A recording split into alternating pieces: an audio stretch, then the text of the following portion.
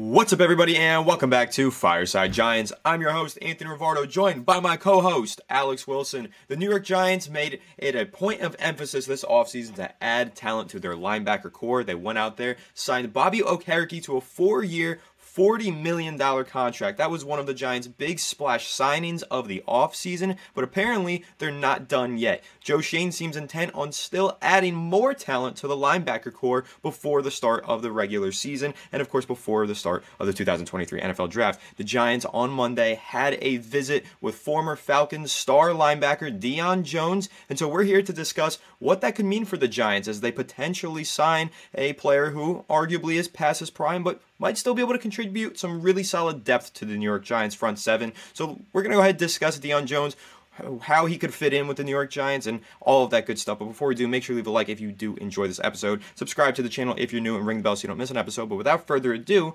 Alex, how are you doing today? And what are your thoughts on Dion Jones? I'm doing great, and I hope you're doing great as well. I think you are, based on your energy and attitude, as always. But I'll tell you what, you want to know what I love about what the Giants are doing? Cheap players with upside, period. Cheap players with upside, guys. Dion Jones is 28 years old. Now, his body hasn't really been able to hold up based on the fact that he was maybe, I don't know if most people could still consider, but he was considered one of the most athletic linebackers in football when he was with the Falcons, kicking some serious butt down there in Georgia. So, when you're looking at Dion Jones, the last 2 years have not been so good. 2021, played over 1,000 snaps, not the best. Just really a lot of missed tackles, a lot of poor angles, a lot of just poor grades across the board. 2022 was not any better. He was a little bit better in coverage, but still wasn't very good. He only played 422 snaps last year. So when you're looking at Dion Jones, guys, we're not looking at a starter anymore. We're looking at a good, cheap depth piece. That's what I view Dion Jones as. Maybe he fights his way into that LB2 spot if he really just has like a resurgence late in his career. But like I said, he's only 28 years old. Injuries have hurt him a lot. He's a former second-round pick out of LSU back in 2016 by the Falcons. But he's, one of those athletes. He had really good coverage grades for the first 5 years of his career, but things have deteriorated ever since, coming off that 2020 season, which was his last really solid campaign. Was a guy that routinely racked up over 100 tackles, had some good pass rush metrics. The last 3 years have actually been some of his best regarding rushing the passer. 2020, he had 19 pressures. He had 12 in 2021, 8 last year, and only 422 snaps. So maybe the Giants look to add him and say, hey, you know what? Interestingly though, he had 4 touchdowns for he gave up 4 touchdowns. I was about to say, oh my God, he had 4 pick sixes. I'm tired right now. That's insane. But he gave up 4 touchdowns instead in 2019 to 2021, and then 1 touchdown in 2022. But in coverage, he's traditionally been very good in the past. Now, maybe you ask him to be that athlete at LB2 alongside, as you mentioned, Bobby Okereke, and can kind of help rush the passer. Okereke is can do a lot of things. Use sideline speed, really physical. He's strong. He's young. He's in his prime. He's the guy you're asking to be your Mike. So, maybe you bring on a guy like Dion Jones, who's a little bit more of an athlete that Wink Martindale can kind of expand upon. Use that athleticism, rush the passer off the edge, get a little bit more creative with that style of player. But what do you think Dion Jones still has left in the tank? Obviously the Giants have not signed him yet, but he did come in for a visit, trying to gauge, what kind of juice does he have left in the tank? What is he capable of doing at this point in time, coming off 2 seasons that were rather lackluster? But he's better than Tate Crowder, better than Jalen Smith, and anything better than those guys is a win in my books. Yeah, listen, how much does Dion Jones really provide an NFL team in 2023? Honestly, probably not all that much. I mean, last season, you kind of just mentioned it, but I'll go over his specific stats. In 2022, he did only play in 11 games. He only made 5 starts. Yes, he had an interception. Yes, he had 3 passes defended and 2.5 sacks, which is a pretty good metric for an inside linebacker, with 44 combined tackles in 11 games. That's not a bad stat line necessarily, but he is not going to be a player that you want to see in the starting lineup. Honestly, I think that the Giants are hoping that one of their young guys like Darian Beavers or Micah McFadden takes that LB2 position. Now, they might go out there, draft another linebacker in the middle rounds or maybe even early in the upcoming draft, but getting a guy like Dion Jones just doesn't hurt. That's kind of the main point here. He might not help you all that much, but it definitely doesn't hurt to have him on the team because you look at what the Giants had in that postseason loss against Philadelphia. I mean, they had Gerard Davis out there. They had Jalen Smith out there. They didn't have a lot of talent out there. The Giants linebacker core was abysmal in the postseason. It got completely exposed by our division rivals. The last thing you ever want to see happen. So the New York Giants are going to go into this offseason and say, okay, we might not be able to afford or might not have all the opportunities to add otherworldly talent from top to bottom on this roster, but one thing that the Giants can do, and this is the mindset that they've been taking on offense as well, is that they can add a bunch of quality depth pieces so that they can keep rotating guys who stink out of the lineup and put new guys in, or if they suffer any injuries, the Giants did have a few injuries at the linebacker position last year, Darian Beavers being the most notable. If they have any injuries at the linebacker position, they can just plug in another guy who's decent enough, and Dion Jones is exactly that. He's decent enough. Again, he's probably not someone that you want starting 17 games for you, but he can, and if he can, then you definitely want him as a backup so that he can take over if anyone has to come out of the starting lineup. So that's what Dion Jones' role would be with the New York Giants. Again, I think that it would be a good signing. I would like to see this happen, but we just have to temper our expectations because a lot of Giants fans might be like, oh, Dion Jones, I remember that name. 2016 to 2017, he was a monster.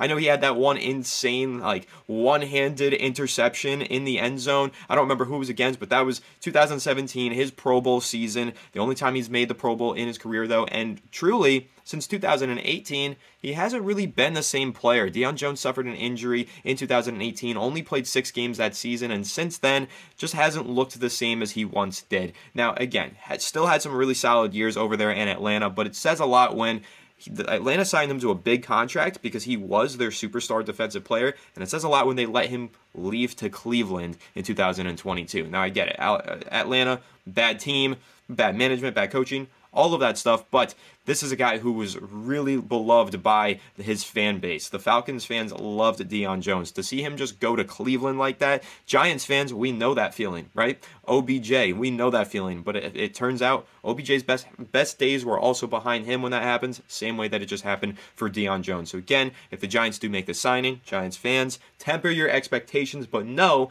that this is just another great move from the Giants to get quality depth at a low cost with high upside, as Alex just mentioned. So, Alex, what are your thoughts on all of that? You know, Dion Jones primarily serving as a backup, and do you think that there is any chance he could turn it around and start to recapture some of the magic from the beginning of his career?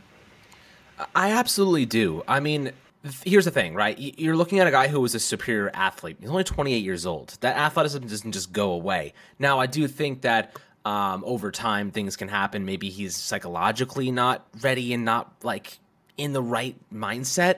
You know, looking at his injury history, guys, it's not very extensive, right? He had that pedal foot fracture in 2018. He had surgery to correct it, but he came back the next season and wasn't terrible in 2019. He was still good in coverage, and he still played almost 1,000 snaps, and he still had 83 tackles. Like, he wasn't bad by any means. 2020, he still had a good season. Like, okay, look. There has to be a reason that 2021 came around and everything just fell off a cliff. Maybe Atlanta changed defensive coordinators or something. Maybe they changed the way they were using him. Maybe he just wasn't in it mentally, and then he goes to Cleveland, and of course Cleveland has their own issues, and you know they got Deshaun Watson's debacle, and there's a whole lot of nonsense going on over in Cleveland. So maybe he's just not in the right headspace, and maybe he's just not mentally there. If there's anyone that can get someone in the right headspace and mentally right, it's Brian Daboll, guys. Brian Daboll's the freaking player whisperer. If there's anyone that can get the most out of any given player, I mean, how many players did we see last year, Isaiah Hodgins being the main one, that they got something out of what was conceivably nothing, right? That's what good coaches do. Dion Jones coming over to a unit that has Wink Martindale as your DC, that's a really good scenario for him to be in. So, of course, we haven't signed him yet. We don't know what he has left in the tank, but I don't think that athleticism went away. He had 2 good seasons after that pedal foot fracture. So, yes, I would love to bring him on. Like, he could compete. Am I going to say he's a starter right now? No way. But am I going to say could he compete for that LP2 spot and win it outright? Absolutely. There's not enough talent there for us to be nitpicking or really kind of just not bring in talented players. Darian Beavers coming off an ACL tear. Micah McFadden was not very good in his rookie season out of Indiana. You know, I still have high hopes for him, but I'm not sitting here saying he's going to be a starter by any means, maybe a depth piece. You know, if they brought Jalen Smith back, you know, just veteran reserve guy that can compete in camp, I'd be okay with that. But Dion Jones is much more proven than any of those guys, and he's an athletic freak, and he's very good in coverage historically. Now, I don't know what that it's going to look like in terms of what will happen in the future. because those grades have taken a big step backward over the past 2 years. He only gave up a 71% completion rate last season for a linebacker. That's pretty good. Did have an interception, gave up one score and 422 snaps and 245 coverage snaps, which is about half of what he experienced in 2021. But he only gave up 200 yards. So that's not terrible. His stats aren't bad. I think that there's something that happened there in Atlanta and Cleveland. Maybe he just mentally wasn't right. But the injury in 2018 is the one thing that held him back. That was the one thing that hurt him. But the next 2 years, he graded out pretty well. So I don't think you just get bad all of a sudden. I guess some players just suddenly hit a wall.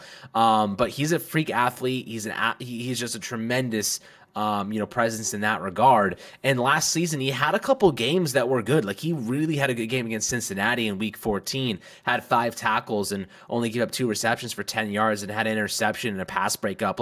He occasionally has a great game. So I'll say this. If you see a player that just consistently is bad, they're washed. But Dion Jones has a good game every now and then. He has a very good game every now and then. So there's got to be something left to tap. There's got to be something there that maybe the Giants can expand upon. If it's going to be a cheap deal, which I imagine it is, because he would be signed already if it wasn't going to be a cheap deal, he'd be a much more sought after commodity.